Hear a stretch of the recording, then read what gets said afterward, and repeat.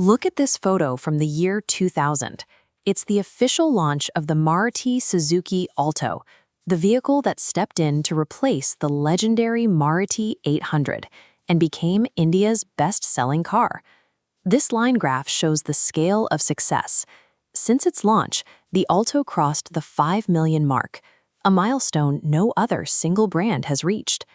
We've annotated this timeline showing major updates: the Alto 800 in 2012 and the K10 Heart Tech in 2022. While the styling evolved over 2 decades, the core philosophy of the car stayed identical. To maintain its position as India's most affordable car, engineers made extreme compromises.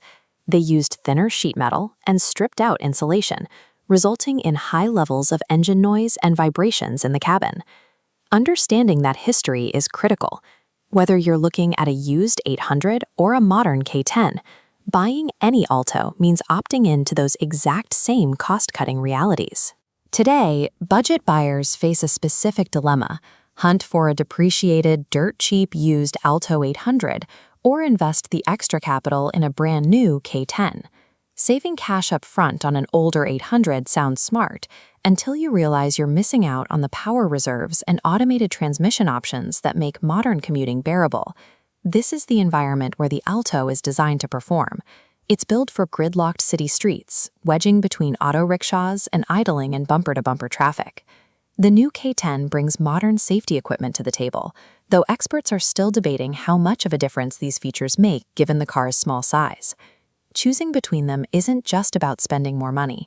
It's about matching the car's physical limits to the actual reality of your daily commute. Let's start with the legacy Alto 800. It uses the older F8D engine, a 796cc unit. It offers rock-bottom maintenance costs, but it struggles with the AC on and requires managing a heavy manual clutch. A split-screen matrix compares the legacy setup to the modern Alto K10. The K10's 998cc engine delivers 68 horsepower, a 44% jump. This allows for Maruti's auto gear shift, resting your left leg while maintaining high efficiency: 14.5 kilometers per liter city, 21.8 highway. You will pay a significantly higher price for the K10 compared to an older 800. But if your route involves an hour of stop-and-go traffic every morning, the K10 with AGS pays for itself in the amount of driver fatigue it eliminates. The long-term financial reality of driving an Alto is quite good. Spare parts are inexpensive, and mechanics who can service them are ubiquitous nationwide. However, budget cars have specific wear and tear issues. Owners report suspensions that begin to squeak and rattle early on due to lightweight components. There are also vulnerabilities in the design, like poor dust resistance. It's common for the power windows to start lagging or failing after just 35,000 kilometers as grime builds up in the assembly. During monsoon season, there is a severe risk of engine hydrolocking. The car sits so low that moderate flooding pulls water directly into the intake. The Alto's promise of low running costs is only true if the owner actively maintains the car and respects its physical vulnerabilities in harsh weather. The current generation of the Alto K10 is built on Maruti's Heart Tech platform. This architecture allows excellent fuel efficiency and nimble handling because it keeps the car so light. The trade-off is a structural baseline that lacks the reinforcement found in more robust, heavier platforms. Global NCAP crash tests highlight the results. The car received just 2 stars for adult occupant protection and 0 stars for child occupants. The danger for children is specifically linked to the lack of ISOFIX child seat mounts. Without these anchors, it is nearly impossible to secure a child seat safely to the frame.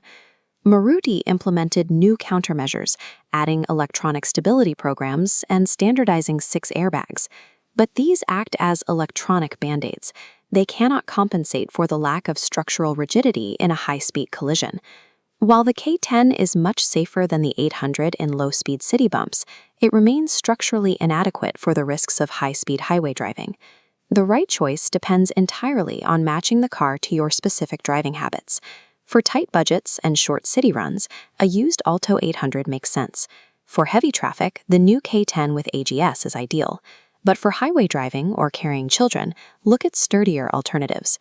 Pushing an Alto over 60 kilometers per hour means dealing with severe wheel vibrations, overwhelming wind noise, and rapid driver fatigue. Forcing the Alto into a high-speed role it wasn't engineered for is an exhausting and unnecessary risk. For urban drivers prioritizing fuel efficiency and sliding into gaps that other cars can't fit into, the Alto K10 with AGS is the definitive choice. You're making a clear trade-off, accepting a bumpy ride and basic interior in exchange for easy parking and zipping through tight alleys. But if highway stability or structural safety are your primary concerns, the Alto's financial benefits no longer justify the compromise. For those buyers, it is better to increase the budget and cross-shop slightly more expensive, sturdier competitors. The Alto remains an icon because it doesn't try to do everything. It perfectly executes the one thing it was built for, conquering the constraints of the